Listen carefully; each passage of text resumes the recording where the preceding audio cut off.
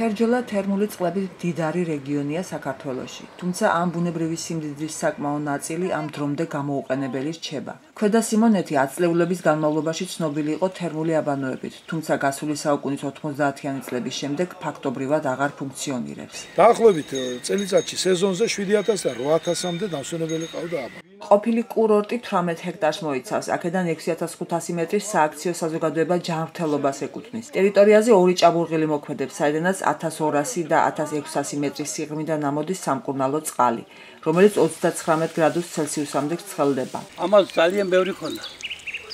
დინება. ახლა იმის მესამედია. იმიტომ რომ ამოსარეცხე უკვე და პატრონი არ ყავს. წყალი შეიცავს ნატრიუმს, კალიუმს, მაგნიუმს, რკინას. სპეციალისტების განმარტებით უხდება ძვალსახსროვან და ნერვული სისტემის დაავადებებს, მსუბუქ ნევროზებს, ჰიპერტენზიის საწყის სტადიებს, ოსტეოართროზებს, რომელთა წამლით მკურნალობა ნაკლებ ეფექტურია. მიკროელემენტები ძალიან მდიდარი წყალი.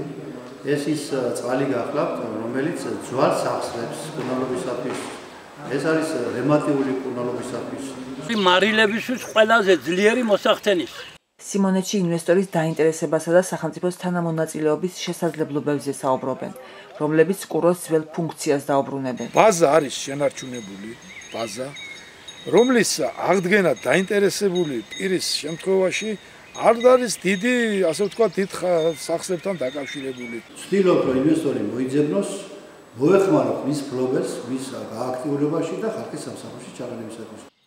სანამ სიმონეთში მსხვილ ინვესტორს ელოდებიან, რამდენიმე ტონა სამკურნალო წყალი ყოველდღიურად უმიზნოდ იღვრება.